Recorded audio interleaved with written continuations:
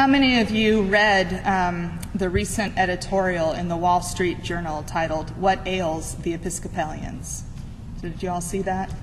Yeah. And there was another one in the New York Times, not specifically about the Episcopal Church, but pretty much, called, "Can Liberal Christianity Be Saved?" This is only a few of many that have appeared in the news recently. I'm not even sure where to begin with these two editorials in particular, never mind the media coverage of the Episcopal Church in general.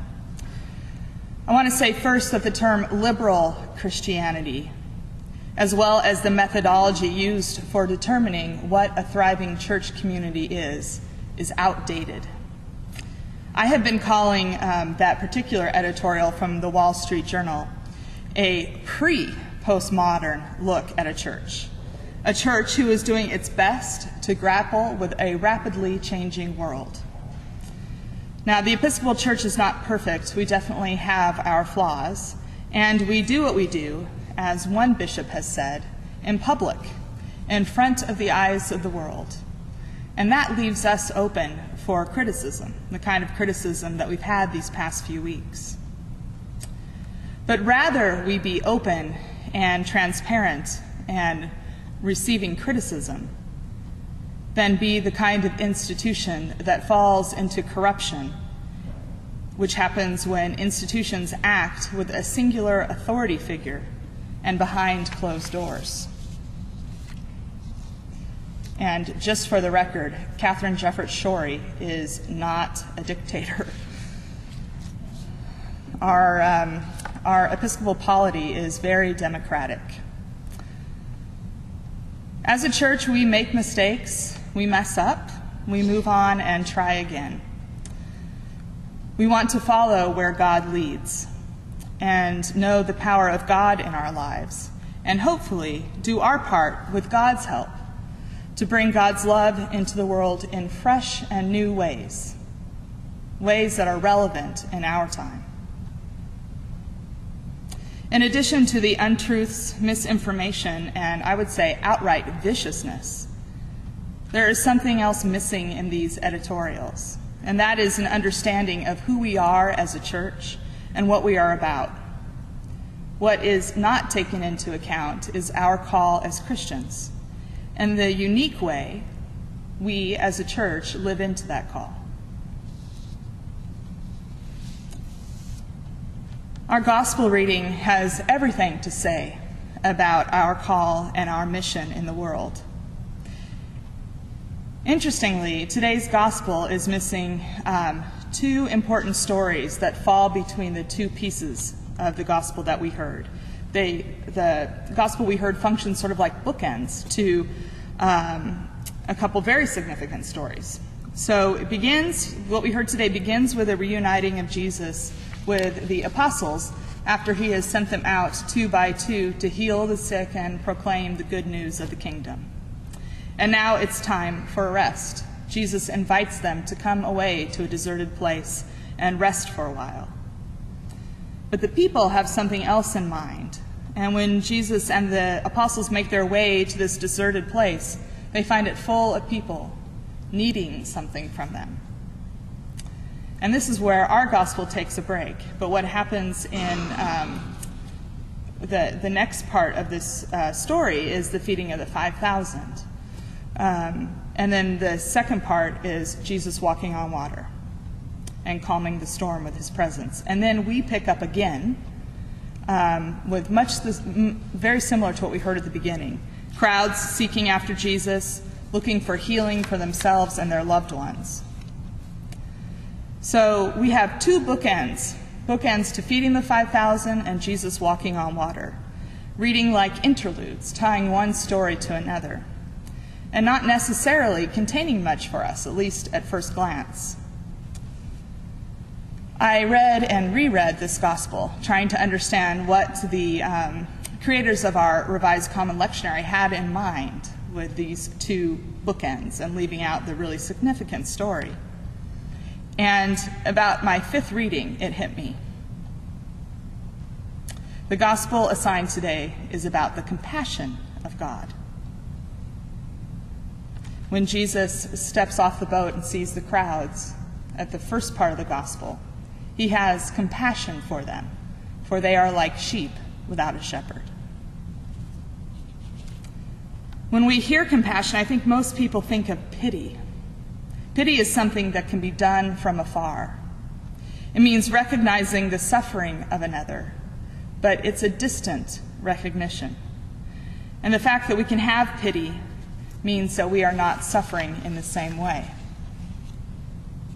Compassion is very different. It requires recognizing the suffering of another, but compassion does not happen at a distance. Compassion is literally to be with the passion of another.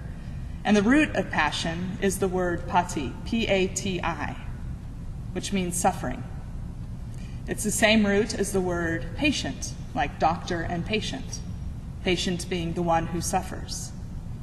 So compassion is to be suffering with another. Jesus, in his encounter with the crowds who are seeking after him, joins with them in their suffering. His being with them in their suffering allows them to be with him in his love, his wholeness and divinity. He brings them healing because in his being with them in their suffering, he is bringing them to God. It's important to remember that when we read the life of Jesus in the Gospels, Jesus is always pointing to God in everything he does. Jesus is the incarnation of God's compassion, the revelation of the divine in a human being. Jesus is not saying, "Hey, here I am God," but rather, "Here I am, and I am showing you by my life and by my actions and by the way that I love who God is." Jesus, by revealing to us the nature of God, brings us to God, who is love and compassion. Now, that's not a small thing to say that God is love and compassion, that God suffers with us. God does not pity us. God suffers with us.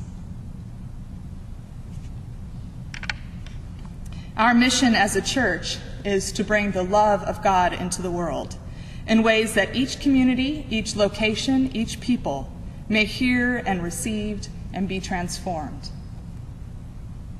We each have opportunity to do this in our own lives, just by how we are with each other, how we interact with all those with whom we come into contact, and by the decisions we make about our own lives.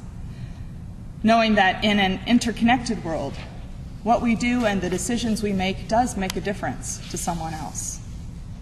And we want the difference we make to be where God's compassion is a lived experience. Articles and editorials like those which have been so prolific most recently are not about love or compassion or what it means to be a Christian. They completely miss the boat about what we are doing as a church.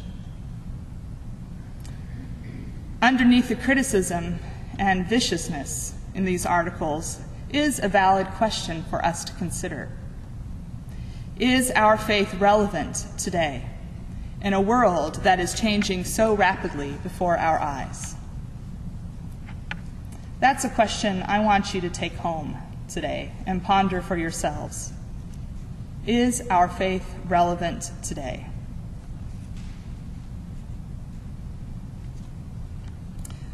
I will offer you my own thoughts about it. I believe that now our Christian faith is poised on the edge of something new and tremendous, something waiting to come into being that is not only relevant, but transformational. Now, more than ever, the church is one of the last places where we refuse to polarize and isolate, where we don't locate ourselves in communities of like-mindedness, insular and protected, but come together because of our faith in a God who has changed our lives and brought us healing and wholeness